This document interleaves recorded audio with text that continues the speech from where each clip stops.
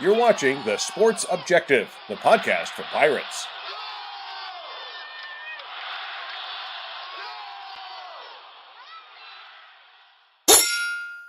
ECU, Pirate Nation, Purple and Gold family, stand to your feet, put your crossbones up, and lean side to side, yeah, and lean side to side, yeah, and lean side to side, come on, yeah, welcome to the island, man, it's crazy in here, a whole sea of purple and gold waving in here, keep a plank on the shark tank, traders beware, because we got a whole bunch of rowdy sailors in here. You're watching the Pirate Football Playback on The Sports Objective. Join us every Sunday night on our YouTube channel and Facebook Live as we talk East Carolina football. Now, here are the guys.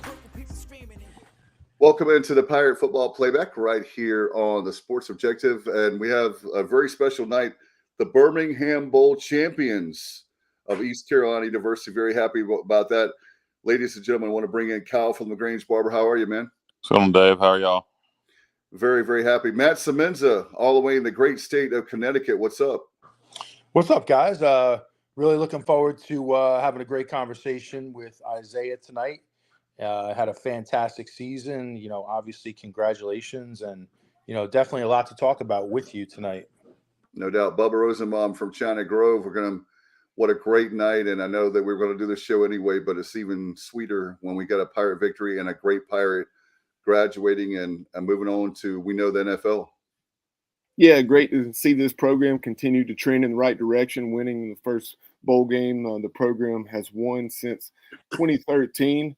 And right now, very excited to be joined by a guy who's a key cog in all that this team accomplished, and that is East Carolina receiver Zay Winstead. Zay, we appreciate your time this evening. I appreciate y'all for having me. No doubt about it. Zay, let's get started with get your thoughts on the bowl game, and maybe we can backtrack a little bit about the season, but talk about the bowl win. You guys, I'm so happy for this team, so happy for you. I know you made a move to East Carolina for this very thing, and talk about the whole bowl experience. It was good, getting a bond is, we already with each other 24/7 anyway, but, just being with each other for them, 5 days in a row and traveling as a team and getting to bond more and make more, friends and stuff like that. Because, you usually with your group, like your position group, so you don't really be around everybody. So that was good. And, going bowling and stuff like that, spending time together. So that was a great experience. Isaiah, how was the bowl suite? I know you guys, they don't do really the specific presents anymore. They let you guys kind of choose what you want. How was the pickets in there? From what I heard, it was good. So I actually we had went to Texas de Brazil, and I had got sick in my stomach, so I missed it. Oh wow! So you missed your bowl gifts? Yeah, I'm gonna still get them though. I'm gonna still sign the paper and get them, but I just couldn't do it then. I had fell asleep.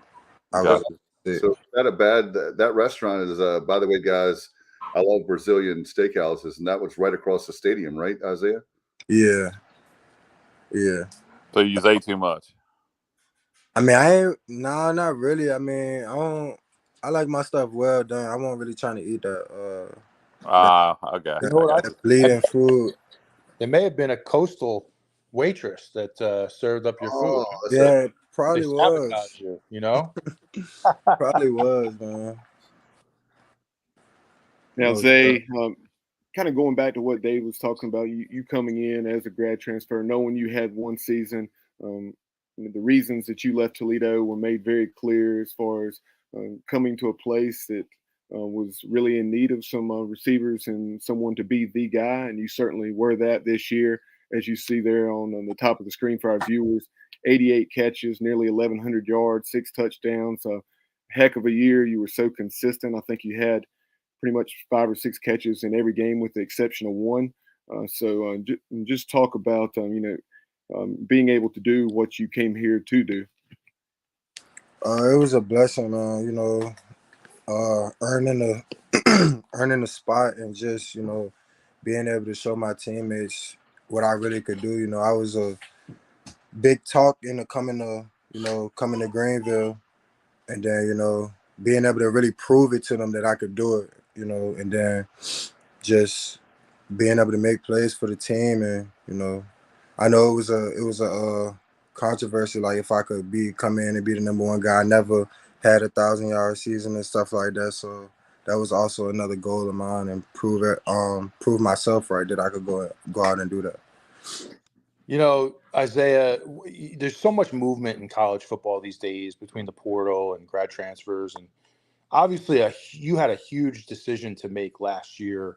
You had 1 year of eligibility left, and it was vital, that you were able to make a great choice that was going to, allow you to sort of propel yourself to the next level. And when I think of you, you coming to East Carolina for 1 year was really a match made in heaven. I mean, it was great for East Carolina to have you. We just saw the stats you put up, tremendous stats. But I also think it was great for you, a great opportunity. You were able to step into a great situation here, and it just seems like it just worked out perfectly. What are your thoughts on that? Yeah, it definitely did.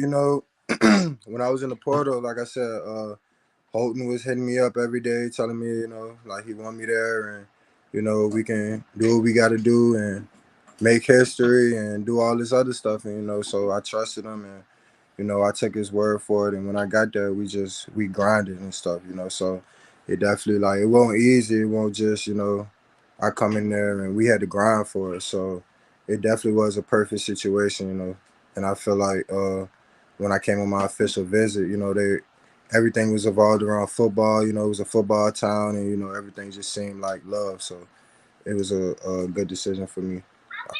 And you talk about the role that Holton Ahlers had in recruiting you. So just that rapport you developed very quickly with Holton throughout those summer, unofficial and official workouts. If you would just talk about that rapport with Holton and having the opportunity to play with the guy who was starting for a fifth season.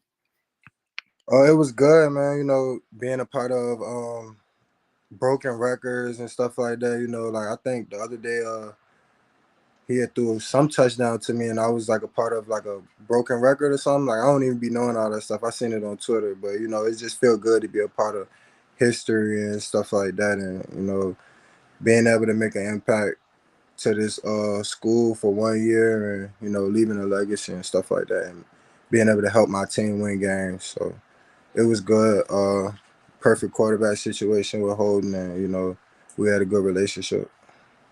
Talk about the wide receiver room, with C.J. Johnson, Jalen Johnson, all the guys. You guys were, I mean, what a great core of receivers. You one of the best years. I'm not just saying because you're on our show. One of the best years we've had at wide receiver U. I wish we use that term more, but we really are wide receiver U. Talk about the experience with the guys in the wide receiver room. It was good, man. They made my life easier. I get all the glory sometimes with those stats: 1,085 yards and 6 touchdowns and 88 catches. But if it weren't for them, I wouldn't have those stats. Because sometimes by them being so good, they'll create one-on-one matchups for me. So you can't double team the whole me, CJ, and Jalen. So it was good having them, and we set a high standard for each other in practice. We worked hard. Like if you could go see the clips in practice, you would see like we catch the ball, we bursted for 15. Like we just tried to make everything. And when it got easy, we tried to make everything hard on ourselves. So, it was a good experience with them. Like I said, and then we had 2,000-yard receivers and 3,000-yard passer and 1,000-yard rusher. So, like I said, it was good to be a part of history and do it with those boys. Yeah, first time that's ever been done in East Carolina history to have a 3,000-yard passer, 2 1,000-yard receivers, and a 1,000-yard rusher. And we'll talk more about some of those specific numbers a little bit later on. Go ahead, Kyle.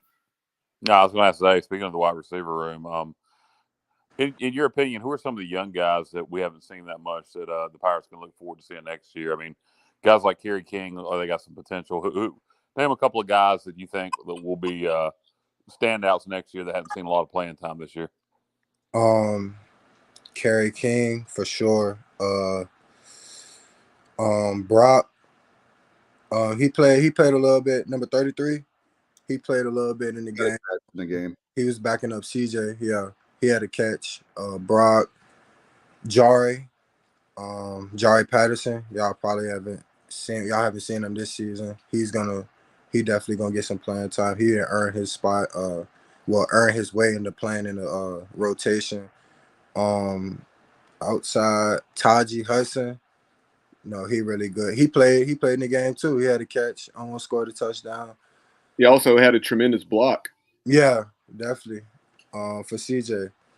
So yeah, and we like our whole receiving core. I feel like our whole receiving core good. You know, we had Josh Murphy. You know, he tore his ACL at the beginning of the year, like in camp. So he didn't get to show his ability out there. You know, we got a lot of people, man, but those people I feel like is gonna play a lot next year for sure.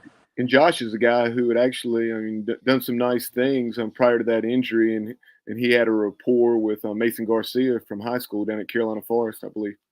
Yeah, and he was traveling with us to the games. You know, he was up in the booth, like helping call plays and stuff like that. So, Kind of going back to the game against Coastal Carolina, looking at that matchup, they had been pretty good against the run, with the exception of a game or two. So you knew it was going to be a decent challenge to run the football, and it was not surprising to see us come out throwing it a lot. And so now that the game's behind us, and talk about that game plan going in, and just being able to really jump ahead of Coastal early and get that 10-0 lead. So basically our game plan was, it wasn't really to throw the ball throw the ball or run the ball. It was just to attack. So wherever that may be, whether we throwing it, you know, whether we running the ball. I mean, I didn't really have no worries about Keaton rushing for over 120 yards. You know, he do it every game. So I feel like it was gonna happen either way. So that was basically the game plan, just to attack them on all phases of the ball, special teams, defense, offense. And I feel like that's what we did. Like going forward on fourth down, you know, my touchdown was on fourth down. So, you know, I just feel like we played aggressive and we attacked, and they couldn't hang with that. Isaiah, you put all the receivers, you know, on the goal line, and you have a race, a 40-yard dash. Who's winning that race? Josiah Hatfield. Okay. Yeah. All right. He up there. I don't know. Him and Keaton got a race. I'd like to see that. He up there for sure. Him and Kerry King, Jalen real fast too. I feel like behind Jalen, I'm up there. Yeah, and you bring up Jalen. Jalen had a tremendous game, the second best game of his season. Going back to Old Dominion, he had 9 catches for almost 100 yards, and had 5 for about 65 or something the other night. And that was a heck of a catch on the touchdown. The Coastal Carolina guy was excited about the hit that he laid on him, but Jalen held on to the football. Yeah, like I said, man, that boy. We just been competing. We've been competing together, trying to make each other better every day in practice. And you know, like, he nice. Like, you know, he had a deep touchdown. I mean, not a touchdown, but like a 50-yard catch or a 40-yard catch on a hitch and go, and he made a good catch too. So, you know, I was happy for him. I was proud of him. Like, I got to be a part of all his touchdowns of his career. So, you know, it felt good. Now, Zay, we have some folks chiming in here on YouTube as well as Facebook. Craig Doucette from Virginia says, "A heck of a game, Zay. My entire section called your first touchdown when we saw one-on-one with no safety help. Congrats on a great year. Go Pirates." Yeah, I appreciate that. I don't know why they was playing me one-on-one, but it is what it is. You know, I just gotta make my plays. I'm glad they were, Zay. You said what? I'm glad they were playing you. Yeah, for sure. Yeah, we noticed that. Me and the guy that I was attending the game with were noticing how they were leaving the middle of the field open pretty consistently throughout the night. Yeah, definitely was. So we was just trying to take advantage of it as much as we could. kind of along the lines of some of the questions that Matt has asked about, but flipping it over to the other side of the ball instead of the other receivers. Tell us about some of the defensive backs that maybe we haven't heard of just yet, but they were giving you guys a tough time in practice, and you think they'll be playmakers in the future. Maybe a guy like IBM, Isaiah Brown Murray. IBM, yeah, he good. Siobhan, he played a couple snaps in the game. He made a couple plays, a couple good tackles. It was one play here got pass interference called on him. I felt like it was good defense. So, I feel like him. And as far as like the safety room, y'all probably seen a lot of them because they rotated heavy. So other than that, I feel like IBM and Siobhan should be like two good people that's gonna get in and make a difference. Zay, as you probably know, that all of us on the show are huge Mike Houston fans, and with the coaching staff. Can you talk about your relationship with the coaching staff and what kind of impact do they make? Obviously, the results show the field, but what are they like? I know they're very hard on you in practice. Definitely. Besides Holton, they the reason I'm here. That I came here because they on my official visit they just showed me like what it was gonna be, and Coach Houston told me what it was gonna be, and he just laid it out on the table, and everything he said, it came true. So we real close. Me and Coach Scott was previously together at Norfolk State, so we got that relationship. Coach Boyette, me and him became real close as well, and all the other coaches as well. So I got a relationship with all of them. Like I was just talking to Coach Houston the other day. He was trying to do everything he could to help me out and whatever I had to do and stuff like that. For the next level and moving forward. So we real close. Yeah, Isaiah, I wanted to ask you, I do think that East Carolina will try to, over the next month, try to go into the portal and add a wide receiver if possible. And, you're like kind of the poster child for like, hey, you can come here and be successful. Like, how much will you potentially get involved, if we have a receiver, let's say a very similar situation that you had last year, has a year or two of eligibility left, and will you be able to possibly jump on the phone with somebody and help, try to recruit those guys? Yeah, I mean, whatever is needed, like ECU, like I said, once a pirate, always a pirate. So we family now. So if the coach need me to, get on the phone with somebody and talk to them and recruit, and that's what I'll do. Whatever they need, because they looked out for me, and whatever I needed, they came through. So if that's the case, then I'll do the same. No question. Let's talk a little bit about your NFL. I know you're working really hard on that. Your NFL dreams coming up. The draft obviously being in April. I love the draft time because it's near my birthday, so it's like a late birthday present for me being an NFL fan. When your birthday? April the 14th. It's a couple weeks after my birthday. So, but anyway, talk about that experience. I don't think fans realize how hard you guys work to get to the next level, not only during the college career, but now this part, the next few months is so crucial. Yeah, it definitely is. Like, this year was crucial as well because without me putting up numbers, it wouldn't be what it is now. So, I had to handle that, and it's gonna be a lot, putting a lot of work into our body and stuff like that, and just trying to watch a dream come true. I really don't know how the process goes. It's my first time, so I'm only tell you what I think. So, I feel like it's gonna be a good experience though as well. Training off somewhere in another state, learning from other people and other strength coaches and stuff like that, and just gaining more knowledge in all the areas that I need. Say, as you assess yourself and prepare for the draft, as Dave's saying, what do you feel like are your biggest strengths, and then also a thing or two that you need to work on the most? What I feel like my biggest strengths are catching, and I feel like I can run routes good. What I feel like my strengths are, my weaknesses are is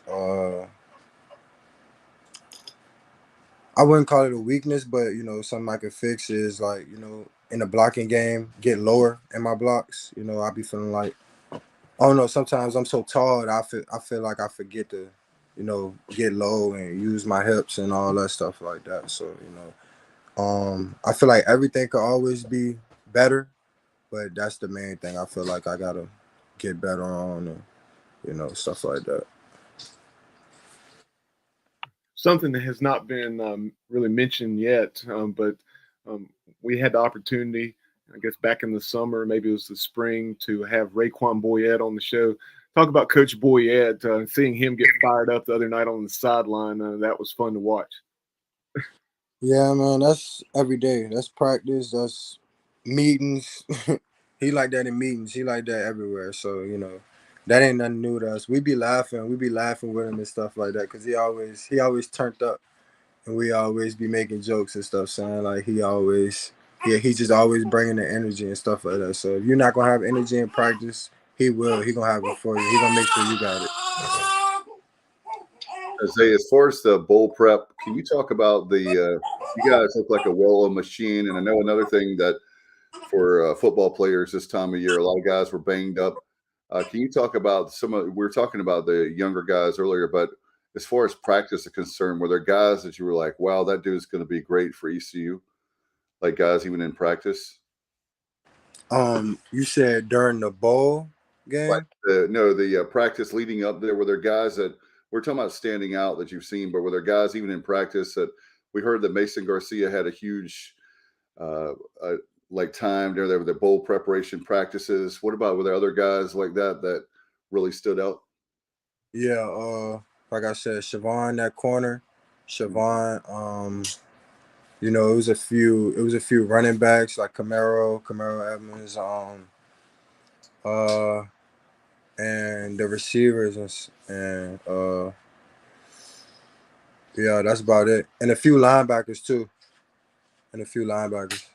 So those are a few people who stood out to me. It looks like Mason's going to be the heir apparent to Holton. What are your overall thoughts on Mason Garcia as a quarterback? Do you think he can win at this level? Yeah, definitely. He definitely got the arm talent for it. He just got to continue to work. That's about it. It's gonna take. He gonna make mistakes. It's gonna be his first time playing quarterback, but he just got to continue to work and have a short memory and build up to that experienced quarterback. It ain't gonna. I don't feel like it's just gonna come overnight. It's his first year, but he's definitely gonna make great plays, and I feel like he'll be a great quarterback at ECU. Zay, we have another question for you from Craig Doucette. He said, what stands out to you about ECU compared to your previous stops in Toledo and Norfolk State? Also enjoyed watching you play at Highland Springs when you played deep run. I appreciate that. What stands out to me, just the program in general, like, the program, as far as like the coaching and stuff like that, the culture, it's a football culture, the fans, and the town, Greenville itself, it's people everywhere I go. It was somebody saying, they seen me play last night. I had broke my phone sometime in camp, and no, I had broke my phone like during the year actually, and then I had went to go get it fixed, and then he was talking to me. The person who was fixing my phone was telling me about how they seen me on TV and all that stuff like that. So, that's different. I ain't never had that before. Like I had went to go get a U-Haul the other day, and that person was telling me about how he just seen me making a touchdown catch last night and stuff. So it's different. Like it's different here. I like it. It's the best place I've been so far. Sounds good. I know we've got some other people chiming in, like Robert Dedrick chimed in. We enjoyed you, Isaiah Winstead, great young man. I know. In fact, Justin Butts, he says, appreciate everything, Isaiah, from the Queen Annie. And let's see. Also, Alice Williams chiming in saying, Isaiah, you're a great player, and man, thank you for becoming a Pirate. Appreciate y'all, man. I try. Isaiah, really appreciate your time tonight, and as we heard there in the background, and congratulations on the birth of your son. Definitely, I appreciate it. He trying to make some noise over there. Yeah. Will he be a future Pirate, I hope? I hope so, man. Depending on the head coach. Tell him offer my boy. All right. No doubt. Well, then next, I guess, 18 years. Zay, Yeah. thank you so much for coming on tonight. Thank you for being a Pirate. Do you have any final thoughts for Pirate Nation before we let you go? I just want to say I appreciate y'all, man. All the support since day one. You know, I love it here. You feel me? So I'll be back for sure. All right. Thanks, Zay. Good luck to you, man. Good luck. Appreciate you. Appreciate y'all, man. Happy New Year. All right. Take care. Thank you. All right. Thanks, Isaiah. Take care. See you later. Bye-bye. Great stuff there from Zay Winstead. Glad to have maybe their name needs to be Isaiah, right? Zay.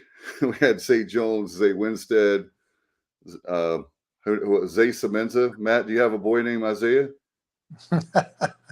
I don't, but I do like. I think that's a cool nickname, Zay. You know, it works. Obviously, you know, Zay Jones is a great one as well, like you said. So it works.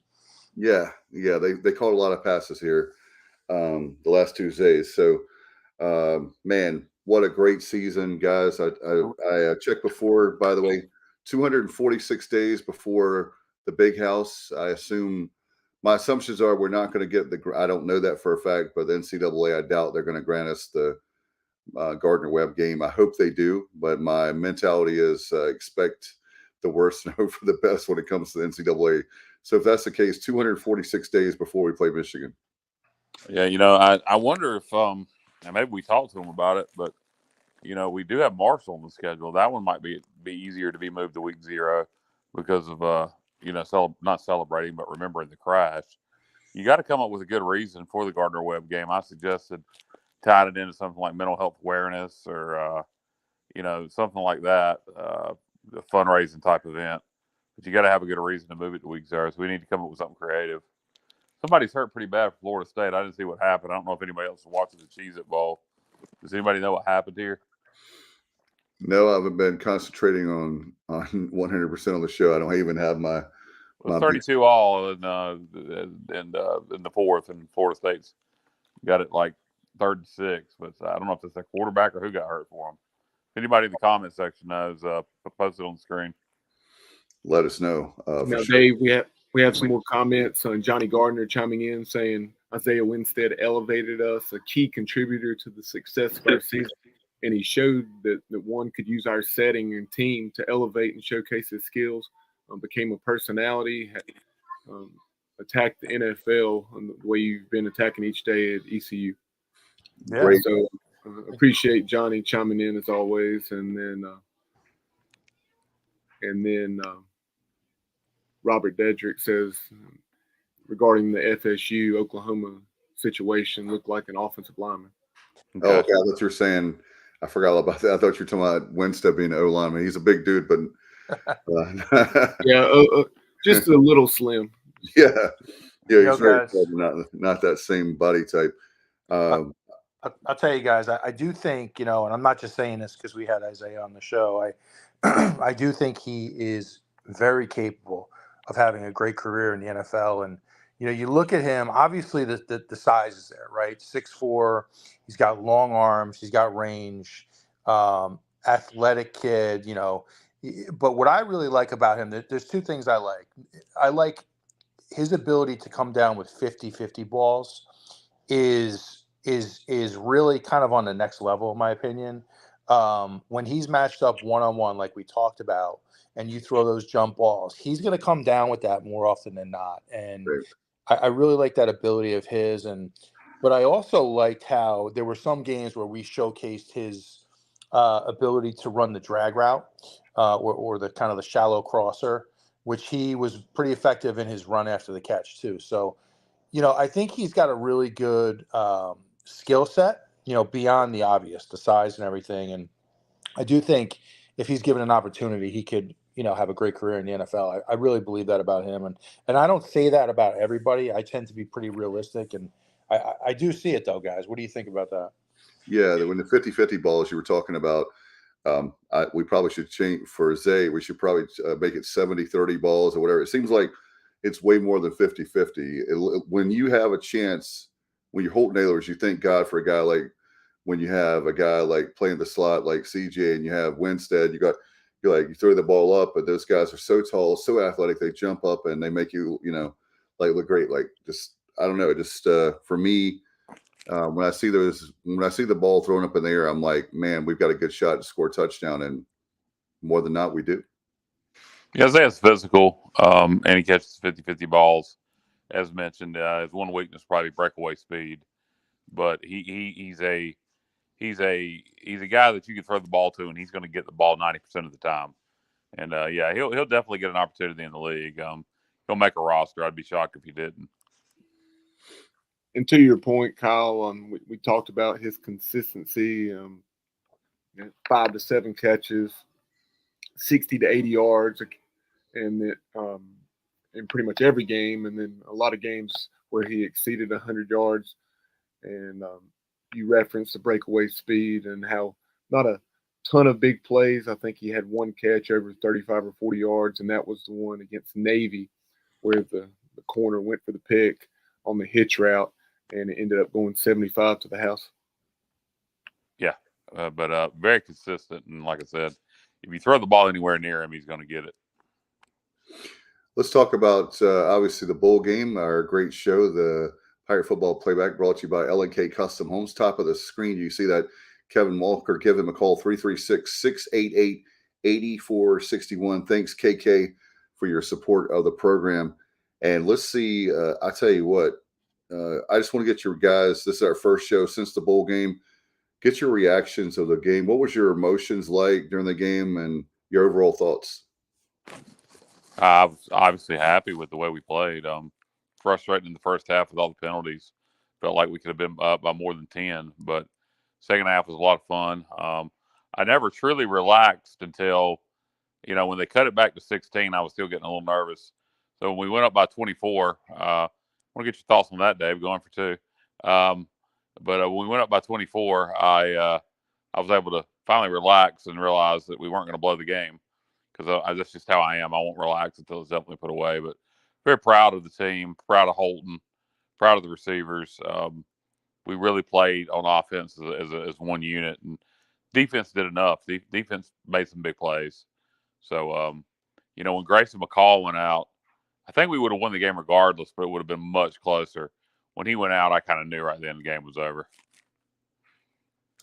Yeah, I think it would have been a touchdown, 10-point kind of game, like Vegas has said, the line. But when he went out, does anybody know his condition? That was a. I think it was just protocol. I think he's all right. Okay, all right, because it didn't look very good. I hope he is okay, because that was that when he came right down his head, right? I mean, it was not a neck. Yeah, he was on the sideline the whole rest of the second half in a hoodie, nothing around his neck or head or anything. So I think it's just concussion protocol. All right, and then as far as I was really happy with Holton and his game, and I know he talked about his legacy, future, most definitely a future ECU Hall of Famer. A lot of people can, twist the numbers and stats. Well, he was here 5 years. There's a lot of guys who were here 5 years and they don't have the stats of Holton Ahlers. So really proud of him, and with the game he played, certainly to think about, guys, the first game he came in, remember the Carolina game, he scores a touchdown. At that point to now, really proud of him and his accomplishments. And Keaton Mitchell, I was wrong, guys, by 2 yards. It was 142 yards. And I said he would have 140 on our bowl show, if you remember. So I'm sorry I was off by 2 yards. I thought he had 124. It said 140. Well, I saw 142. We're getting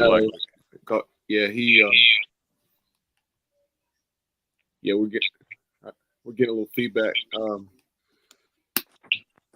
But as far as Keaton, he finished the year with 1,452. I believe it was. So, but I'll double check what he had in the game the other night. Welcome into the show. I know that he's been taking care of family matters. A guy that should be in the Hall of Fame. He's in our Hall of Fame for the Sports Objective. One of our contributors, Terry Gallagher, playing the Pat Dye era. Captain Bunk, welcome in. Long time no see. How y'all doing? We're doing great. How about you? It's always a great day to be a Pirate. Terry, what are your thoughts on the bowl game the other night? Obviously, the results is what we wanted. What were your overall thoughts? So, thought we played well. Thought we took care of things. Never really felt like we weren't in control of the game. And I thought we did exactly what we should have done. It was great. I loved it. Yeah. Yeah, came out and then took that 10-0 lead early. We're pretty sharp. Of course, you'd like to have gotten a touchdown on that first drive, but you had the penalty that put us in a 3rd and goal with the 20 situation. And then I like the call to go with the quarterback draw to make the field goal more manageable. As you know, not a whole lot of plays there. Third and goal at the 20. So I like that, and then like the aggressiveness, as Zay Winstead mentioned a few minutes ago, going forward on 4th down on multiple occasions. I know some of that's unfortunately caused by the PAT field goal team and the extreme inconsistency there. But on the whole, I'm very pleased with the performance, and just too many penalties. That was very atypical. And not only, I think what we've been averaging like 35 or 39 yards of penalties coming into the game, and we had something like 80 in the first half. But like you said, Terry, really felt like we were in control throughout, and that I guess the last 2 minutes of the first half and then the first 4 minutes of the second half, because Coastal was getting the second half kickoff, we got that big score to go in up 24-14, and then we forced a turnover coming out where they reviewed it and ended up overturning it. And then so we went from up 17-14 to up 31-14 in about 5 or 6 minutes of game time. And like Kyle said, wasn't totally comfortable once they cut it to 16 in the fourth quarter. But one of the things we did then, like we did throughout the game, was answer every single time. I'll tell you guys, one thing I loved about the game was I really liked the offensive game plan. Donnie, we kind of talked about this last week before the game, in terms of taking what they give you. And he came out, Terry, as a former wide receiver. I'm sure you love to see him. I think I guess it was the first 6 plays, maybe 7, he was throwing the ball. And I thought that kind of set the tone for the night. I thought that was a really good game plan. Kind of used the pass to set up the run. And that's more than Coach Dye would throw it in the game, right, Terry? Look, that was almost a season. Well, you guys being from Pirates, knowing where both of you are very passionate about the team you play for in the purple and gold. I want to talk to Captain Bunk first, and then Matt Semenza, who played, of course. Bunk played for Pat Dye. Of course, Matt Semenza played for Steve Logan. What are your thoughts, knowing where we were in the Coach Miller era, where we were like dead last in FBS, to now we're winning the Birmingham Bowl just 4 years later? It was when we hired Mike Houston, he came in and created a foundation to a situation that was pretty. We had gone into a pretty deep hole in all aspects of the overall ECU, actually. But Coach Houston, regardless of what fans wanted to do, he maintained the consistency of coaches for these years. And we're just now at the end of the 4th year. So next year will be his first complete team, if you think about it, if you give him a 5-year cycle. So if you look at where we are right now to where we were at the end of 2017, then or 2018, I guess it was, there's a huge difference, and it's only going to get better. Regardless, of all the. There's so much else going on, but I think what he's done is be able to create a solid foundation of players, and we're going to lose some, but that just gives others the chance to step up. And Terry, one of the things we've seen a tremendous, very dramatic improvement with is running the football. We had not had an 1,000-yard rusher since Ventavious Cooper back in 2013, prior to last season. Last year, Keaton had a little over 1,100. This year, he has well over 1,400 yards, and it's just 700, 750 yards away from becoming East Carolina's all-time leading rusher and passing Junior Smith. But after the game, we found out that East Carolina offensive line coach, who had, I guess, 4 stints under 5 different head coaches, Steve Shankweiler, Coach Shank made it known that he was going to be leaving the on-the-field coaching role to be in an off-the-field role, high school relations, alumni relations. And so I know he's a guy that you had the opportunity to develop a relationship during his days coaching high school ball in Georgia as well as at Georgia Tech, and obviously during his time at ECU. Oh, it's Coach Shank is a pirate. Anybody that would come here on 4 different occasions to and then even within those he would stay away. And at one time he should have been the coach and the head coach, but that didn't work out. And I think that it's great to have him stay in that situation, because you won't find a better guy and a better coach than Coach Shankwell. He's been able to evolve, which is hard for a coach in their 60s now to be able to do. And the changes that have happened in the last, even 10 years, as opposed to like a 20-year cycle. And I can't tell you the number of years Shank actually has. Since I think 70. 40-something years of coaching overall. Yeah.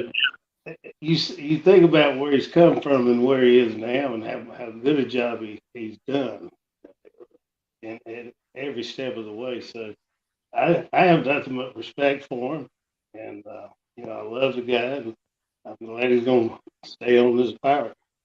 Yep. He was here under Art Baker, was retained by Bill Lewis, followed Coach Lewis to Georgia Tech, and then had the chance to come back under Coach Logan in the late 90s. I think it's 98 to 02. And then came back with Skip after having developed that relationship with Skip at the University of South Carolina on Lou's staff. And then obviously now with Mike Houston following him from James Madison.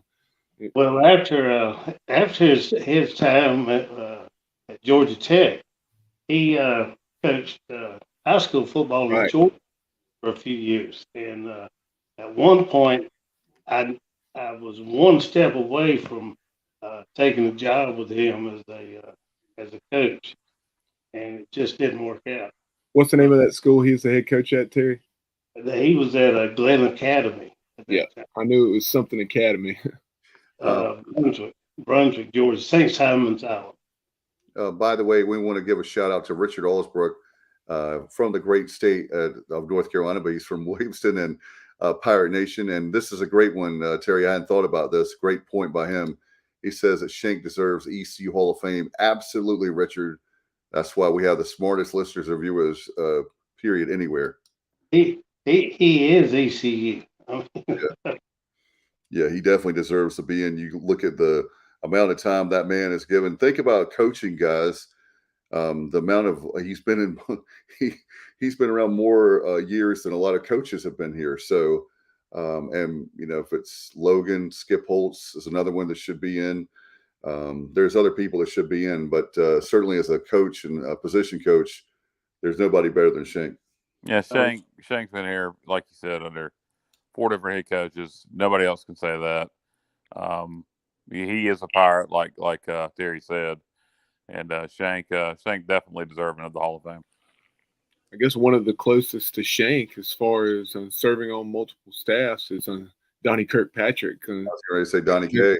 Donnie on Skip's staff as running backs coach as well as receivers coach, and then obviously the Ruffin McNeil tenure as receivers coach, doing an excellent job with Justin Hardy and company, and now Coach Houston is OC. Yeah, let's talk about Donnie for a second, guys. I mean, just a real quick on Donnie. There were a lot of people this year. You read message boards and you read these different things. A lot of people ready to write Donnie off this year, guys. And you got to give Donnie credit. I mean, especially these last few weeks of the season. You look at what we did at Temple. I mean, we rolled up how many points was it, guys? I can't even remember now. 48? 48. 48. Thank you, Kyle. And I do think he adapted here. There were some new wrinkles in the offense. If you look at the bowl game, if you really look at it, guys, there was more horizontal passing than I think we've seen this year. Like little passes. I don't know if they're wide receiver screens, but just kind of throwing the ball out wide to the wide receivers. We tried to get the ball to Keaton in space a little bit. So some new wrinkles. So I was happy for Donnie because, like I said, a lot of people tried to write him off, but he was able to bounce back really strong here the last few weeks. Yeah, after the Houston debacle, we bounced back by scoring 102 points in the last two games, 49 against Temple and 53 against Coastal Carolina. And think about some of these numbers. I know earlier I mentioned the statistic for the first time ever in East Carolina football history, we had a 3,000 plus yard passer, 2 1,000-yard receivers, and a 1,000-yard rusher. You look at the per play average, 6.6 yards per play. That's the best ever in East Carolina history. So that's sure we ran a lot more plays, but that's the average. So you go back in 2014. That was the next best, 6.5 yards per play. So that just that illustrates the explosiveness of this offense. Obviously, Keaton Mitchell, but and just how consistently, we operated. 7 turnovers. That's the fewest turnovers ever, and by a wide margin. The least turnovers we had committed prior to this year was 14, and that was in 2007. And the turnover margin, we were plus 13, and that was defense did a good job. Don't get me wrong. I think last year we forced something like 23 turnovers, so not quite as good on that side. The loss of Jaquan McMillan had a lot to do with that, but because of the offense taking such good care of the football, not turning it over in the last 7 games, and sure we got fortunate in a time or two against Coastal Carolina where we had a pick drop, but that says a lot for Holton, and also the job that Keaton Mitchell, obviously Rajay before he went down, Marlon Gunn. Our running backs do not fumble the football, and it's unbelievable, how rarely they put it on the ground. And I think that number, the turnover margin, ranked 6th all time. And you look at it just offensively. And those numbers that I just rattled off, sure, you can always find numbers to kind of make your case. Maybe not always, but a lot of times you can. But there's no denying how good we were this year offensively. Sure, we had our shortcomings at times, and especially against some of the better competition. But you look at it on the whole, you got to be thrilled with where we're headed, and a lot of the criticism was, quite frankly, folks who, in my opinion, don't know a whole lot about what was going on. Well, Fire Donnie! Fire Donnie! Yeah, exactly. We've never had that before. Let's fire him so we can get back to Misery. We love Misery so much around East Carolina. No, I'm being facetious. But And the whole thing is, people don't understand there is I know passion is one thing, but there's also practicality. And the whole thing is, look at what he gets paid. Comparatively speaking to other offensive coordinators, even in our own conference. Where are we going to hire somebody for that? What, how are we going to improve ourselves if we're not willing to pay our assistants? Well, that's a nice segue for me, guys. Not only that topic, but there was rumors going around. We heard from our good friend Steven Igo and others that there's going to be coaching changes. I don't know if it's just Shank. For me, special teams has been a big concern for a lot of us in Pirate Nation, if not all. What are the coaching changes do you guys see? I know that's hard. It's probably just speculation at this point, but we've been around the game of football for a long time to know that when things aren't going well, when you look at Coach Houston, he's made coaching changes every single year. So this year's not going to be different. Well, obviously, we're going to be hiring a line coach. That goes without saying. But I would take Shank's advice also on that hire if I was Coach Houston. Obviously, Coach Houston's got to hire who he wants, but Shank would be in it would be somebody I would consult on the hire. But you got to do something about special teams. I don't know if our D line coach or special teams coordinator D line played well at times this year, at times not. I don't know. I don't know if you just remove him from that role, or if you outright do away with him and bring in a new D line coach and a new / special teams coordinator. So I don't know how you handle that, but obviously something has to change on special teams. I mean, it's a fundamental of the game. It's blocking and blocking, tackling, special teams. Well, you're getting back into the whole salary situation. In order to do a lot of this stuff, you got to pay more. You got to have more money to pay more people. And we're not close to keeping up in that respect. And so people can complain all they want. But you got to put something else where your mouth is. No, I agree with you. We got to have money to spend, but at the same time, almost anybody could have probably done a better job with special teams than what we have this year. If we can come up with money for NIL, why can't we come up with money for coaches? I haven't seen us come up with much money for NIL, Derek. Unfortunately. Well, supposedly we are. Well, I don't know. I never saw we need NIL. Not that you're going to tell us. Oh, I'd tell you. I'd be happy to tell you. Pat Dye brought you a whole bunch of suitcases of money to Georgia. I heard. That was Coach Emery when he was at Georgia Tech recruiting Herschel. Well, I'll tell you what, you're definitely right about a lot. One thing I will say is, and we have for those watching now or live or archive, and for listening, Team Boneyard, we've got to do better with that too. With both, and here's the situation we're in, guys. We've been talking about March is our 5th year anniversary. We've been talking about we've got to have a plan and a strategy, and not to beat a dead horse. The reason I bring that up, the issue of the indoor practice facility, the problem we have, we're always playing catch up and we're always behind. The reason we're always behind is that we don't ever have a plan. And so now what's happening is basically the indoor practice facility is something we should have had 4 or 5 years ago. So we're behind on that. Then we have the issue you're talking about, a bunk. We're always talking about we don't pay the coaches enough, which is true. And then the new wrinkle that we have now is NIL. So we're getting hit in multiple ways. Well, as far as the coaches' salaries, we're paying coaches and both head coach and assistants more than we ever have.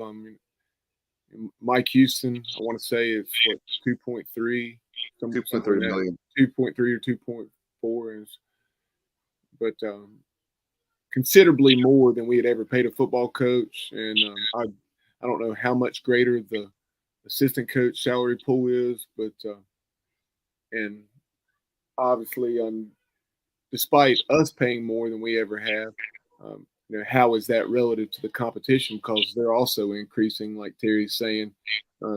So that's something else that would obviously need to be looked at. But in order for those pay increases and for the indoor practice facility to be built and players to be funded via Team Boneyard or otherwise for NIL, we have to have folks step up, and hopefully that will continue to happen. Whether it's private donations to Team Boneyard by individuals or corporate donations, it'd be nice to get some on that side. Hearing that we are going to be able to take care of some of the prime players, some contributors to this year's team, in hopes of keeping them around and have them remain Pirates. But SMU, for example, SMU obviously is very well known how much money they have, despite their poor support in terms of attendance at games. They have a lot of money and some deep pocket donors, and 85 scholarship football players, each getting $36,000 apiece, and then 13 scholarship basketball players, each getting $36,000 apiece. That comes out to $3.53 million.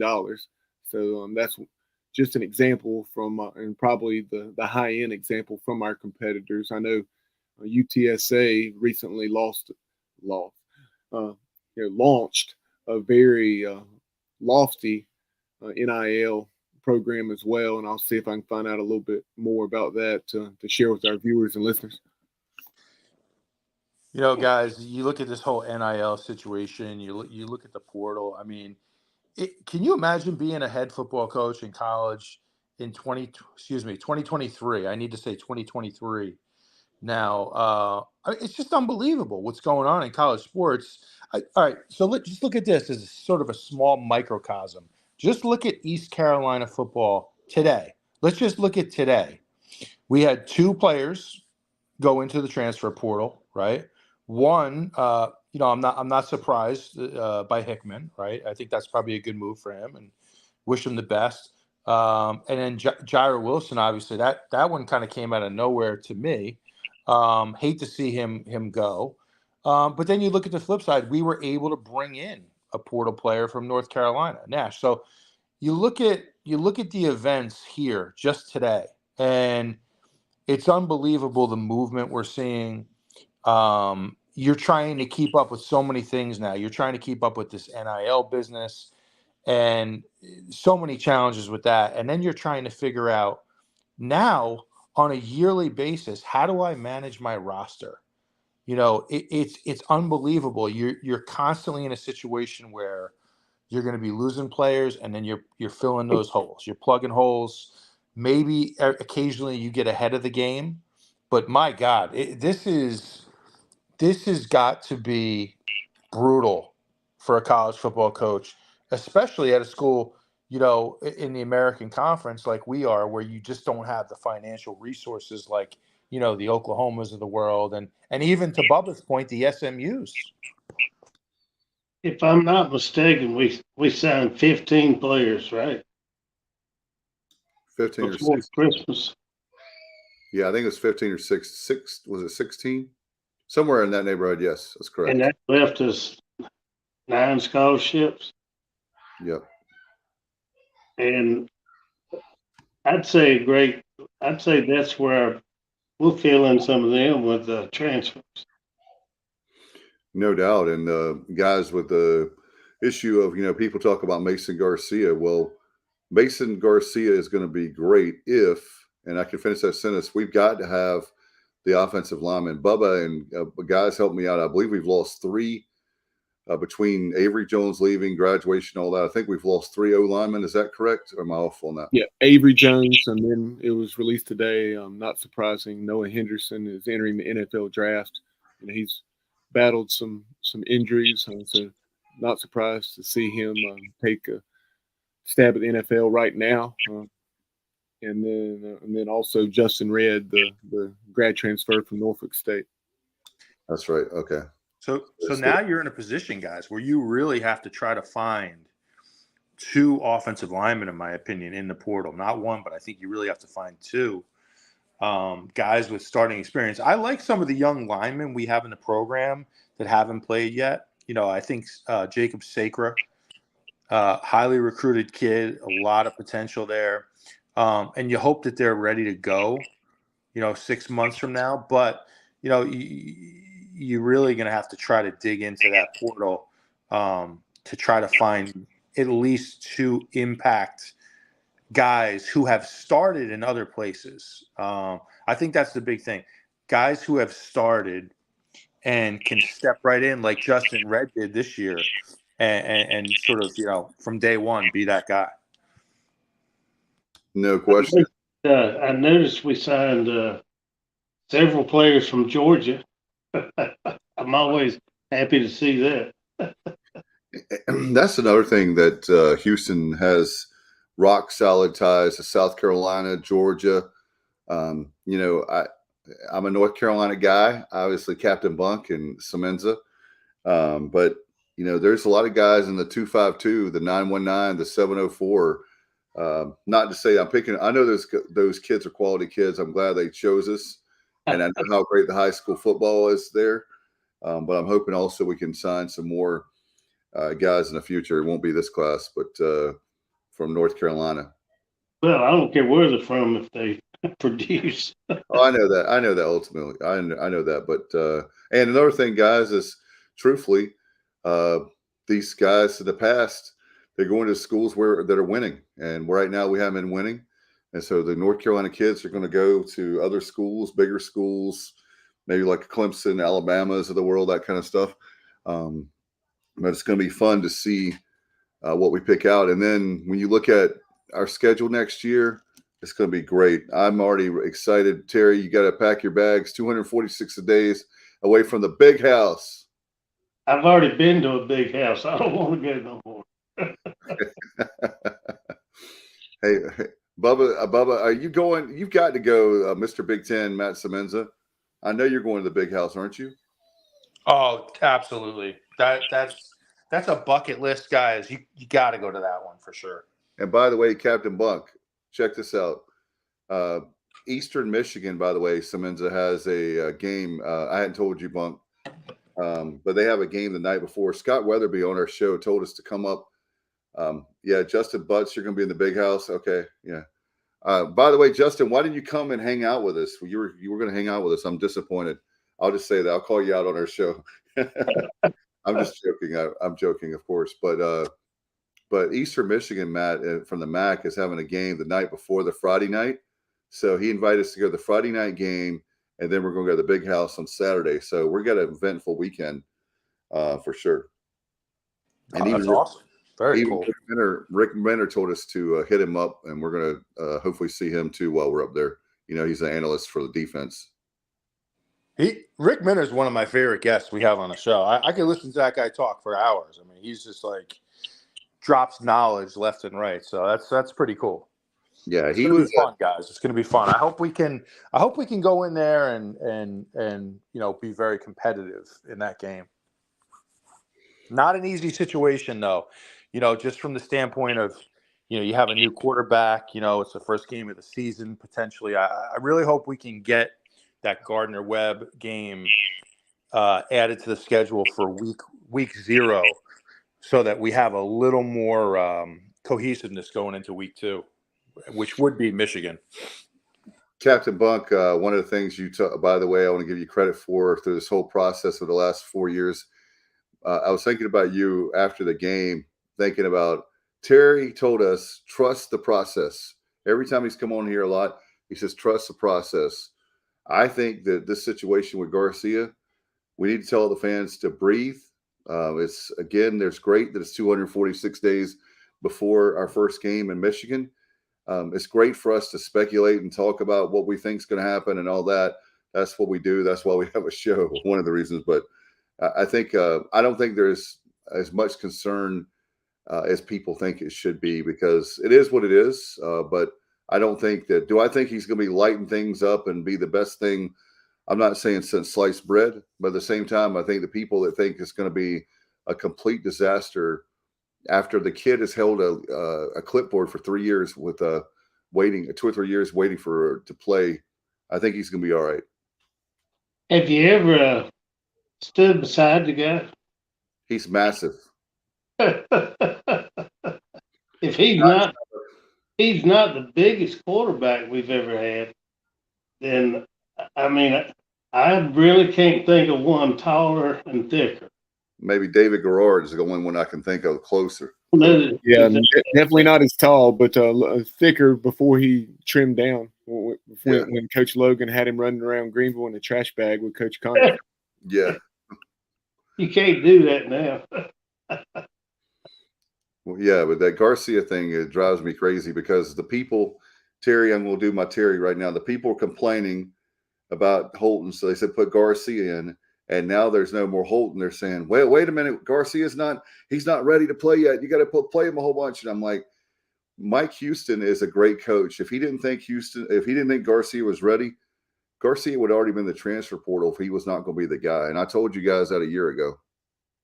Well, I don't know how much they did it throughout the season, but in their practice and before the bowl game, Garcia took just as many reps as Holton did in practice.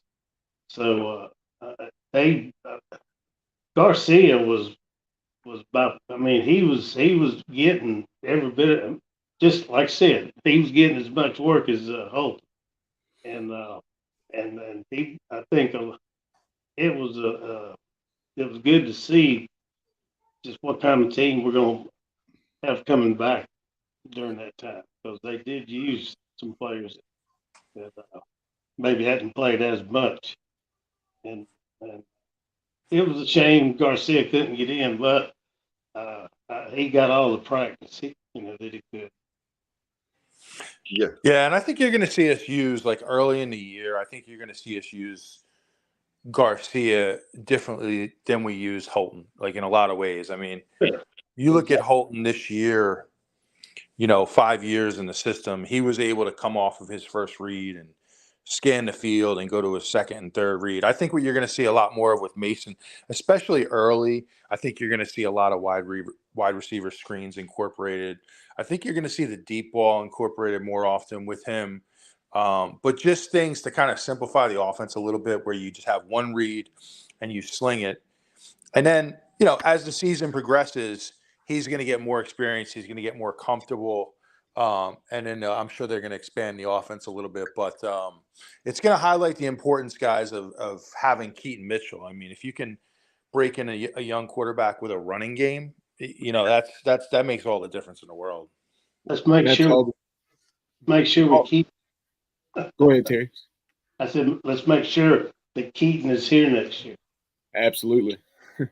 Well, you're the guy that's got the suitcase. You're supposed to take the money to him, don't you? You didn't hear about that in the grocery store parking lot? Nobody told me, because they haven't seen my suitcase. Well, that no longer has to be the case. Now we just need to, maybe. I was thinking about different possibilities. And how much money do you have in that recliner? Do you have a whole bunch of? Just create an LLC for it. Yeah, that's one thing, guys, that my concern is. I know, Matt, you said it before, is the fact that growing up, I know Captain Bunk knows it very well. Matt, I know you do. But, I mean, speaking of SMU, what they were doing is nothing compared to what's going on now. And they got the death penalty, and I'm not being old guy right here. My simple point is, like, now you don't have to worry about that stuff. Just let's raise the money and let's make it happen. Like with the team Boneyard, it's a collective. And another thing too, guys, that my biggest concern now is, which are we going to have? Are we going to have a booster club, the educational foundation we call the Pirate Club, or are we going to have just the collective? Because, I mean, it's like we're almost competing against ourselves with the two. I'm not anti that. I love it. And I'm glad that Henry Hutton and his son Hank and others are stepping up to the plate. I'm not knocking them at all. So let me be very clear on that. I'm just wondering, how do you balance the two?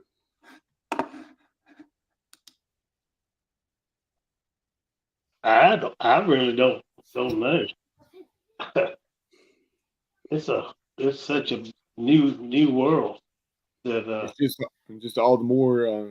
Reason why we have to work our tails off to grow our donor base.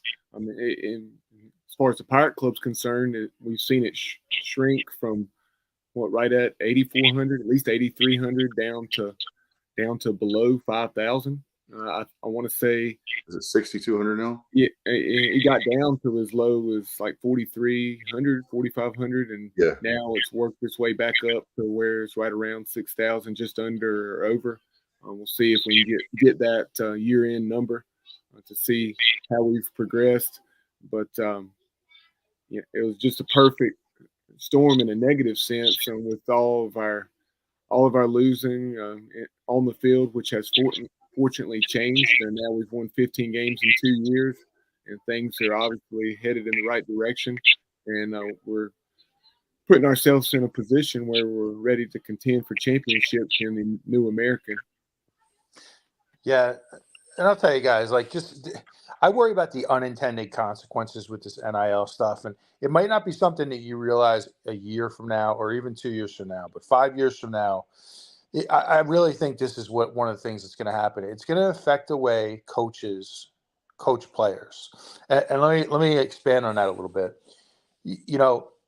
If you have some of these players that are extremely talented, maybe a diva type personality, right? Where, back in the old days, you could go at these guys hard. You could coach them really hard. Now it becomes a type of situation. You coach them too hard. Hey, guess what? You know what? I have 1 foot out the door. I'm going to look to the portal. I'm going to look to NIL. I'm going to look to these other options. And I think it's going to have a huge impact on the way players are coached. You're going to have coaches who they're going to have to spend more time recruiting internally throughout the course of a season. That's going to become almost like an added feature of the job. Recruiting internally is going to be something that you're going to hear a lot about. And there's going to be unintended consequences like that are going to really, the NIL is just going to, have these impacts more than people realize. Speaking of NIL, I think that I think Captain Bunk is looking for all that money he has underneath the recliner or in the cushions there, the recliner, because you got a lot of money there. You can dig deep and give to Team Boneyard Pirate Club. look, my dogs, they're wanting treats. They think it's bedtime. I know, Bubba, we had Axel chiming in. If you want to put that up, I'll pass it to you. Yeah, appreciate Axel chiming in with a number of questions and comments.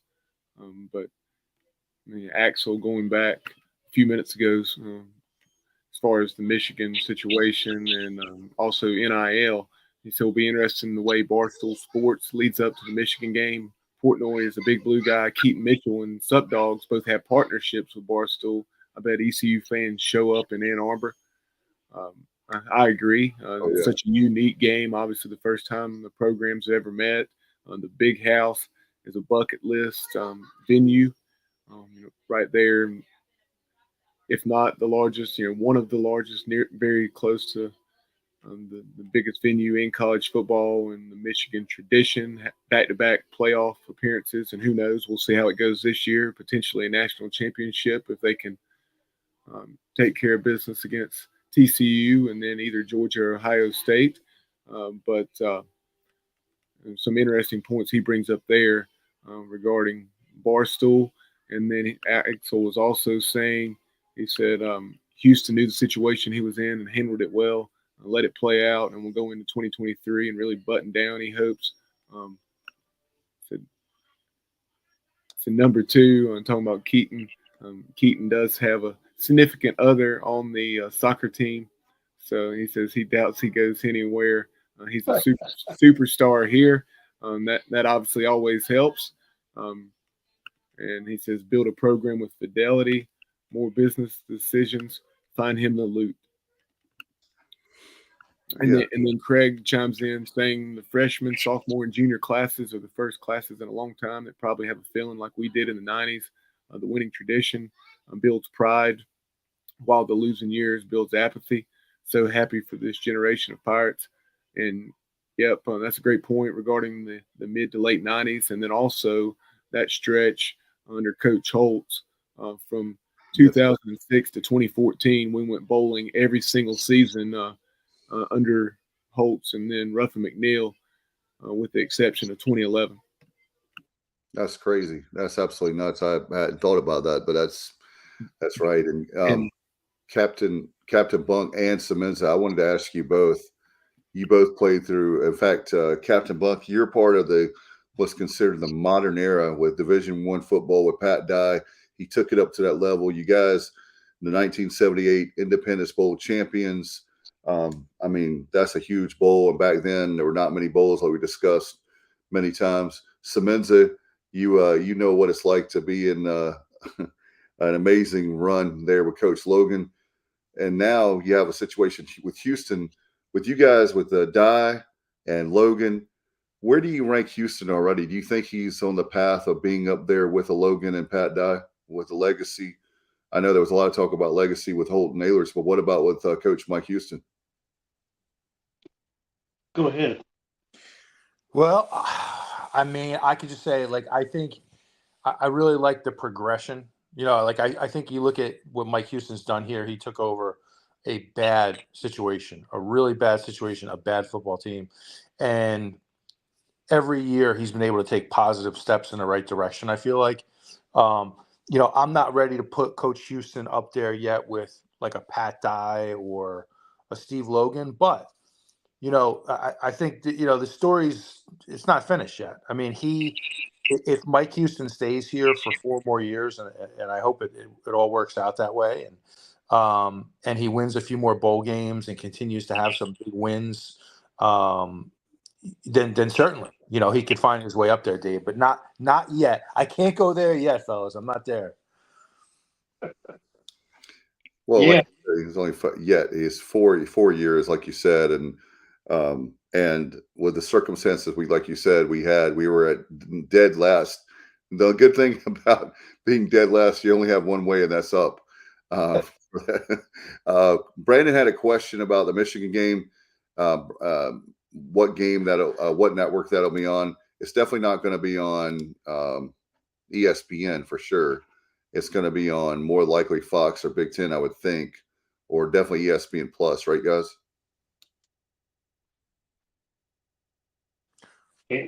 Don't really. I would say with the success that Michigan's having, they're coming off of a playoff appearance, and then who knows? Like we just said, maybe a national title this year. I would expect that one to be, probably more than the Big Ten network. I don't know all the specifics there as far as the Big Ten network is concerned, and what some of those things are. But I would say at the very least, probably ESPN2, if not the mothership, to use the term you like to, Dave. Yeah, I really feel good about that game as far as number one, the exposure, the check. I forgot, Bubba, how much were we getting for that game? Is it a couple mil? Yeah, I think I'll confirm, but it's pretty nice payday. And this was a game that was signed by John Gilbert. Obviously, it was very well documented, the financial situation. He said this isn't something he wants to do much, but really felt like that he needed to assist with our financial battles that we're still fighting out of. Yeah, well, hey, can we take, all right, so if we're getting, say, $2 million, can we put like $1 million for the coaching pool, and then $1 million is 1.8? Justin says 1.8. Okay, I thought it was right at $2 million. Okay, so can you take half that money? I don't know how that has to be appropriated, but could you put half that money towards NIL? I mean, like $900,000, $1 million towards that, and put some more money towards the coaches to keep them. I mean, those are two of the biggest things that we're going to get the money as far as the donors for the indoor practice facility and all that. We'll get all that. I'm not worried about any of that anymore. It's now NIL and Captain Bunk. I know your point is not sexy, but you're right on the money when it comes to keeping coaches. So there's only one way to, and if you fire them, there's only one way to get any coaches with more experience or what you would consider a step up, because of what the pay is, as opposed to what, like say, even schools in our own conferences. We just don't pay our coordinators that much. So, relatively speaking, that is. Oh, Axel brings up a great point too about the LED stadium lights. He says, "Can you imagine a purple haze rave and the Dowdy following a Pirate touchdown?" I absolutely love that, Axel. Thank you for bringing that up. The experience, by the way, that bowling there in Birmingham was like night and day. I hate to use that cliche, but Legion Field versus Protective Stadium was like a Pinto versus a Cadillac. I think we've heard that somewhere right before, but I mean, it wasn't even close. The stadium was awesome. I really liked that. I even liked the fireworks. I thought that was a nice touch, and unfortunately, that didn't show that on television. I wish they had. That's what our friends back home, like Captain Bunk, I know Semenza, Kyle, they didn't see that. So, but that was a real nice touch, the LED lighting, and there's a lot of other cool stuff that we can do for the fan experience for sure. I'll tell you guys, one thing, since we're kind of going back to the bowl game here for a second, that I really wanted to mention was that one of the things I really liked about this game in particular, guys, the time slot was amazing. Absolutely amazing opportunity for ECU. We had a national audience all to ourselves. We were the only football game on TV at that point. There were games that led up to it. And then we led into the Wisconsin game. I think that started at like 10 o'clock. Right. So we had prime time, man, all to ourselves. And that, I'll tell you, I was impressed with that, with the Birmingham Bowl. I thought it was just a perfect, there's some bowl games, they kick off at like on a Monday at like, 2 o'clock in the afternoon. We really couldn't have done better with that time slot, guys. So that was huge. Glad you brought that up. And I mean, with that bowl, I mean, I don't know how it looked on television. I've seen a little bit, but watching it live, but man, that stadium, they had everything very organized. I was really proud of how many Pirate fans showed up. It was great. We had there's the east side with Coastal was sitting on, and we were on the press box side, the west side, and the west side had a lot of people on it. So it wasn't, I'm saying, completely full from left to right, if you will. But as far as for the amount of Pirates were there, I'm just disappointed. A lot of Pirate fans opted out because it was Birmingham and not Tampa or Boca. I know there was Matt still upset, butthurt that it wasn't at Fenway Park. I know.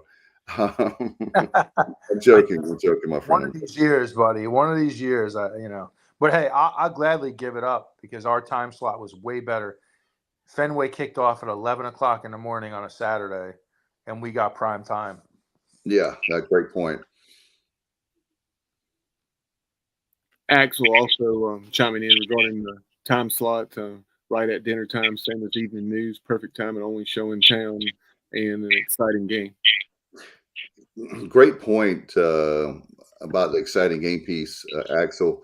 Guys, have you heard the numbers? I haven't so far on how many viewers we had. Because I have not. I'll see if I can dig up any information on that earlier, though.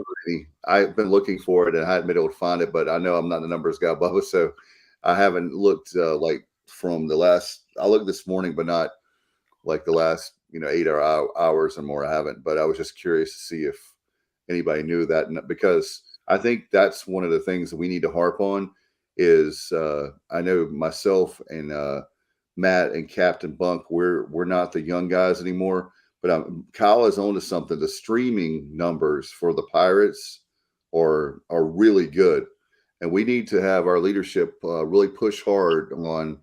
When you look at football, basketball, and baseball and ESPN Plus, when you look at Steve and Igo with Hoist the Colors, our fan base is so passionate. And now that we're winning again at the level we are, I'm telling you guys, the numbers for, when everybody talks about our television market, man, I didn't know that. And look at Craig put up there. I had friends texting me watching the game, this being Craig Doucette, saying that he hadn't heard from these folks in years, and they have zero ties to East Carolina. And the time slot definitely had a positive impact. And earlier we were talking about some of the numbers as far as Coach Houston's contract and bonuses, as well as his staff's bonuses for going to a bowl game. Do not know the staff's bonus. My guess is that it might be like $5 or $10 grand. I'm not sure, but Coach Houston, who makes $2.3 million annually as of his new deal last December, so this is the first of 5 years in which he'll receive that 2.3 annual salary, where he has 1.4 million base pay. He received a $50,000 bonus for going to the Birmingham Bowl. Well, hey, there's Keaton Mitchell's NIL right there. Exactly. What? Yeah, if only it worked that way. Coach Houston's gonna hate me, but there's 50 grand. Let's take that. What do you think, Terry? Can we put Terry, that towards NIL? You're the guy in the parking lot with a $50,000. I've got some old jerseys I'd like to sell. So. Keaton needs an NIL deal with an electric company for obvious reasons. Well, I tell you what do you think my 3 catches for 218 yards would have done for an NIL? Might get a six-pack out of that. I don't know. Hey, Captain Monk, you'll get some PBR. I don't know, but like I said, whatever we think doesn't matter because we're not those young kids anymore, and it's such a change of time.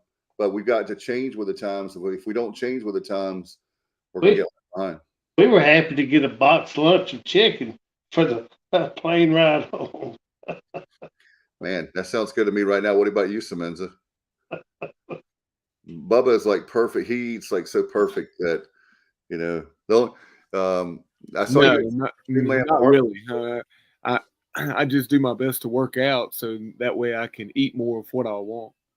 Well, Bubba's like 6'8". You see him in person, he's at least 6'8". He'll surprise you like that. He wears heels. Minus 5 inches. It's the thing about Bubba. He's got 6'3". Yeah. 6'3" plus 3 inches at least. Yeah, he's listed lower than he really is in the depth chart.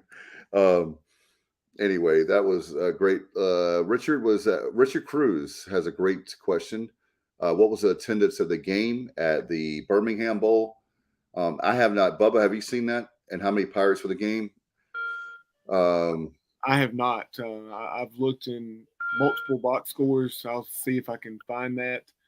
Based on just eyeballing it, the stadium seats just shy of 42,000, like 41.8 something. And that was a sellout last year. My guess is, I don't know, probably about 10.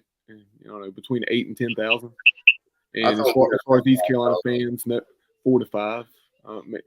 In best case scenario, I'd say worst case scenario, probably about 3.5.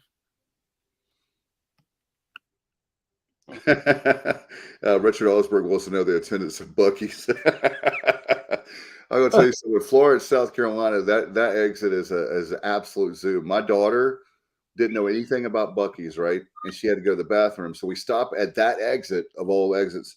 And when she saw that sign of Buc-ee's, she's like, Daddy, can we go to Buc-ee's? I'm like, no, because it was an absolute nightmare if you to the right as you're pulling off that exit ramp. But definitely, I know Kyle wants to go. Have you ever been to Buc-ee's, Captain Bunk?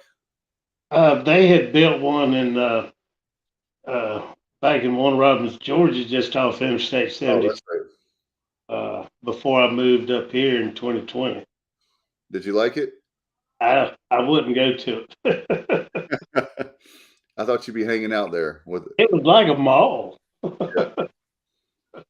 Yeah, we'll have to do that. I told the kids, my daughter keeps asking me about it now that she saw it.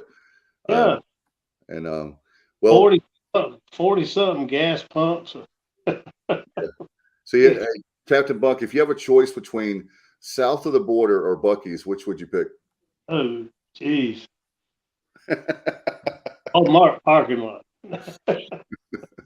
Yeah, Dave, I actually gassed up at a Buc-ee's about 15 minutes outside of Birmingham in Leeds, Alabama, Yeah. and and so I stopped there late on Tuesday night, and they had a problem or I had a problem with scanning my credit card at the pump, so I had to go in. And when I went in the store, I was like, "Yeah, I'm on pump 52." I just thought about that because of Terry saying there something about 40 pumps. I said, "Yeah, pump 52." Yeah. Well, yeah, it's an experience. And they have so many pumps. And obviously you have video surveillance at any convenience store, pretty much. But they have so many pumps there just to confirm that that you're not mistakenly telling them the wrong pump. When I said pump 52, they're like, "Is that your blue SUV on the screen there?" I was like, "Yes, sir." Yeah. Yeah. no, I have the Maserati. Richard also is asking, Richard Cruz, how was the food of the game?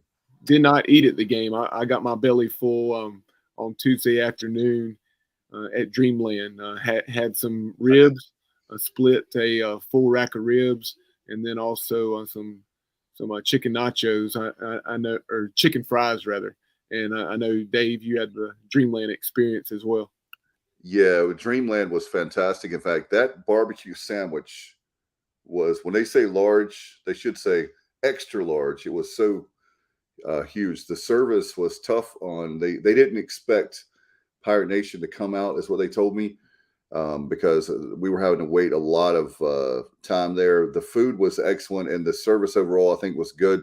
They just didn't have a lot of people, and they didn't know about the bowl game, or they didn't know that it was going to be that many people coming, is what we were told. But anyway, as far as the food of the game, my daughter and son, they had the cheeseburger and fries. The drinks, people were complaining, they were $6, but I was like, that thing was a huge drink for $6. Coke products, I mean, I didn't have a problem with that. The everything seemed to be pretty normal to me. The prices, I got a popcorn, I think was a few bucks, $4, $3 or $4. I mean, I don't think that's too out of hand.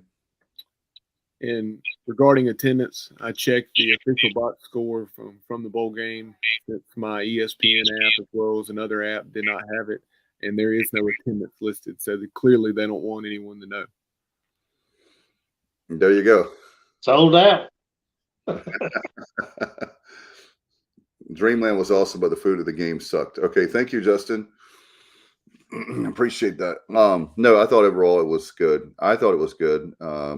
In fact, Craig was, excuse me, Craig. It was great in the stadium club. He said chicken, barbecue, cornbread, veggies. Hey, wait a minute, Craig. You're supposed to be our friend, our new pal, and you don't bring us there to the stadium club. By the way, congratulations. I want to give a shout out to Brian Dilday, who we've had on, of course, in the left field with the megaphones for in the jungle for baseball. His 50th birthday was on the 27th at the bowl game. And they actually arranged it where they got the whole family and friends got to be upgraded to the stadium club area. So congratulations to him. I want to make sure that I mentioned that before we left tonight. Yeah, definitely. And kind of going back to what Terry was mentioning earlier, and we were all discussing it regarding to the production of this offense and how it stacked up historically. Just record numbers. And I think, and this is a conversation that we've all had. I know this is something I discussed with multiple people over the last few days down in Birmingham. And this is nothing against Mason Garcia or any quarterback we have in the near future. But, I think next year that, we'll realize exactly how special what we've had with Holton has been. He had 28 touchdowns to just 5 interceptions this year. And you look back at some of the the quarterbacks we consider to be the best to ever wear the purple and gold, be it a David Garrard or a Shane Carter and a Marcus Crandall, etc. And the numbers stack right up with them. So it's tough to compare eras, but Holton Ahlers is undoubtedly one of the best to ever wear an East Carolina uniform at the quarterback position. No doubt about it. Yeah, I'll just jump in on it really quick. I was bothered the other night on some of the message boards. People still bashing Holton Ahlers, guys. I don't care what anybody says. That kid is a gamer. He's tough as hell. Yep. He's a grinder, as Bubba would say. He's a grinder. He put his heart into it. Grinder. The kid put his heart into it. Was he perfect? No, nobody's perfect. But that kid, I'll defend him forever because he's a freaking gamer. And, he plays hard. He plays hard every week.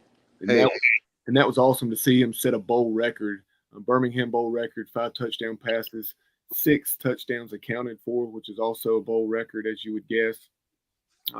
And then to see him be able to get on that ladder after the game and pull the Peyton Manning. Peyton Manning used to always jump on the ladder and direct Rocky Top. It's great to see Holton Ahlers do the same with the Marching Pirates and EC victory during the postgame. Yeah, and by the way, guys, I think our society, people, Matt, to your point about Holton, really quick as we wrap this up. I know we're over an hour and a half now, but get this. The kid, every time that people wanted to count him out, he answered, including he won us a bowl game. We had 3-9 seasons, and that kid took us to 2 bowl wins back-to-back the last 2 years. I think what it comes down to is our society has to be right about everything, and they can never admit when they're wrong. And I just wish there were a lot of Pirate fans that can admit they were wrong about Holton Ahlers. He had a chance to lead, guys, last year.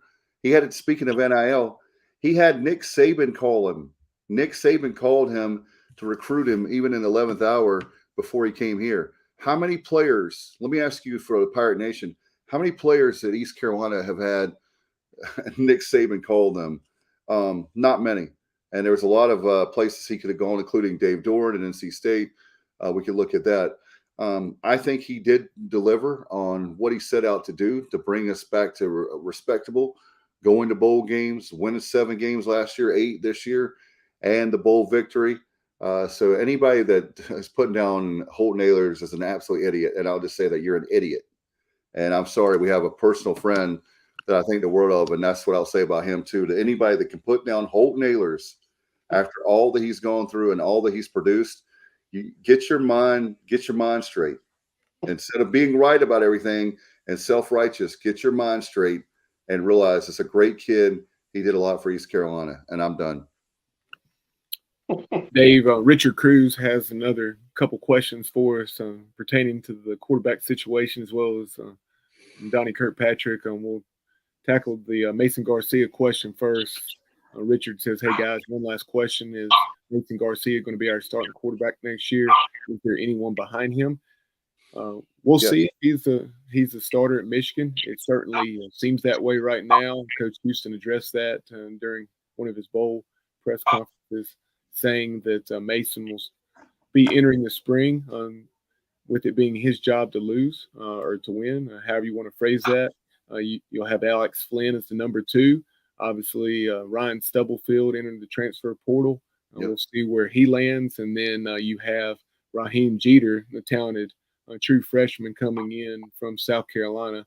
That will be number 3 on the depth chart and getting significant reps in the spring as well. And because of that, Coach Houston said that he liked Raheem being able to get significant reps in the spring. And at this point, based on what we're hearing directly from Mike Houston, it does not appear that we'll bring in another quarterback for the spring, but we probably will or perhaps will, depending on who's available before the fall.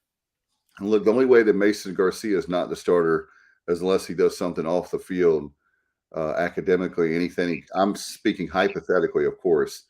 Otherwise, he's going to be the starter. We have other nice pieces in there. We're loaded with talent. We've just got to improve on, I know, offensive line. You could look at linebacker and DB. We'll have a show where we, yes, Richard, he has 3 years left of eligibility, and that's one reason why people would understand he didn't played sparingly this year.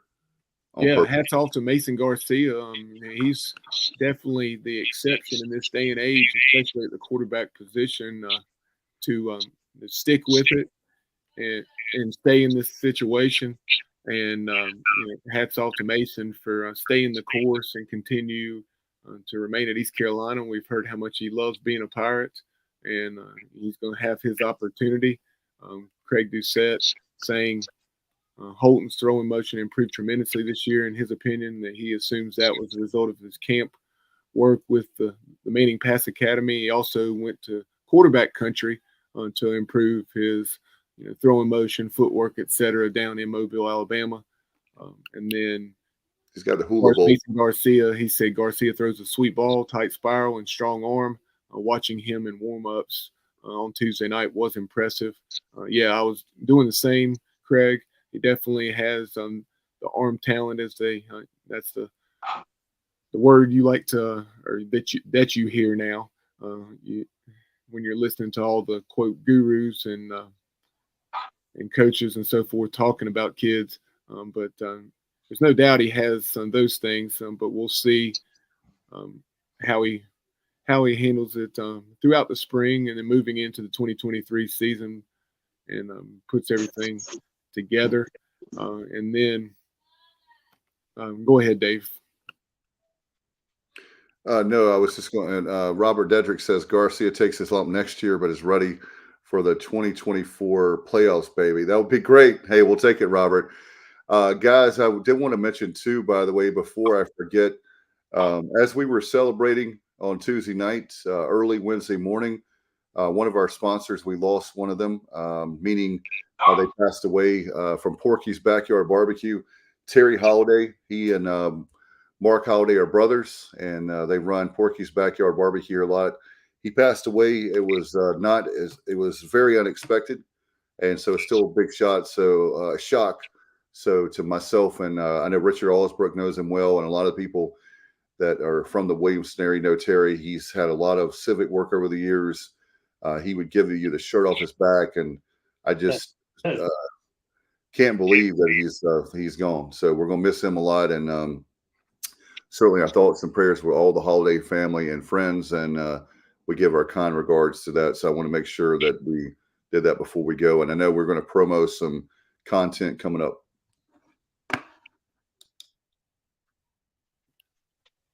Yeah. Sorry, I'm back now. I thought you saw where I said I was going to step away for a moment. But, I'm sorry.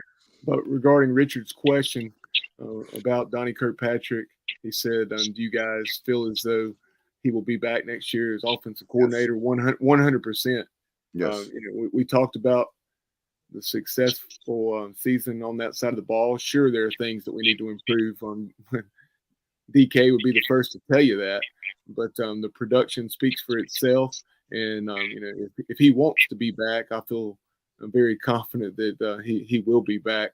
And there's no reason, in my opinion, that he won't be or shouldn't be. And I think it would. The only thing would be a situation like Coach Shank, where it's on his own accord and just choosing to step away. And I don't see that being the case. And I think that he's obviously developed a strong rapport with Mason Garcia, and it would be extremely unwise, in my opinion, to do anything else. Yeah, I don't see that happening. By the way, Richard, if you're joining us late, Steve Shankweiler stepping down as far as on field. He's going to be off the field, alumni relations and high school recruiting. That's the only coaching change that we know of. And so we're not going to speculate anymore on that, but that's all we know of. And I think that'll be the only change. So for all the Donnie haters out there, sorry, you're stuck with him again. I'm joking. I'm a huge fan of Donnie K. So that was great. Appreciate you, Craig, for coming out. He said he was happy to meet us in person. Likewise, my friend, you're awesome, and appreciate your jokes in person. That was even better, for sure. All right, we're going to get out of here. Let's talk about some new content coming up, Bubba. Yeah, and before we plug some of the things we have headed your way, had an excellent conversation several days ago now with Zion Agnew back on signing day. So definitely go back and check that out. Matt and I caught up with the talented wide receiver from the Palmetto State, Ridgeview High School down in Columbia. Excellent 20-minute chat with Zion. So check that out, and we'll have plenty of more signee recruits conversations headed your way. And one of the next to be on the docket for our listeners is Tymere Brown, a very talented defensive back coming back to Eastern North Carolina. He's from Jacksonville, transferring from University of North Carolina. So we'll be catching up with him tomorrow, that being Friday. So stay tuned for that. We'll also catch up with former Virginia Tech OC from the Mike Vick era, and also Louisiana head coach Ricky Bussell. That will be probably between the semifinals and the championship game. And we'll also catch up with JC, Johnny Cornell from the Pod Up with Matthews in the Morning, Shane Matthews, and a Florida-centric podcast. Very similar. They do pretty much with the Florida Gators what we do with East Carolina, as they focus on Florida, but also talk college football and other sports topics. And we'll get JC's thoughts on how everything's played out in the bowl season and what lies ahead in the championship game. And then also we'll get some stories from JC as it pertains to covering the Florida Gators back in the 90s and the Steve Spurrier years when they were contending and playing for national championships, like in 1996 when they fell short against Nebraska out in the desert. No doubt that's going to be a lot of fun. And he was wearing the hat, as you showed us. He's a fan of the Pirates, so appreciate JC for his support and wearing the ECU hat on their podcast for sure. All right, thanks to Bubba tonight. Appreciate Terry. Appreciate you, Captain Bunk. Thank you, Matt Semenza. Appreciate you, brother, very, very much. We'll get out of here. Pirates win it big, 53-29 over Coastal Carolina. And you've been watching Pirate Football Playback. It's right here on the Sports Objective. Easy for me to say. Good night, everybody. And as always, go Pirates. You've been watching the Pirate Football Playback on the Sports Objective. Join us next Sunday night on our YouTube channel and Facebook Live as we talk East Carolina football.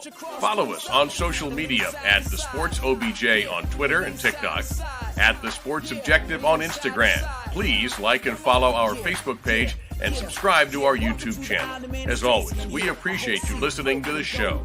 Go Pirates!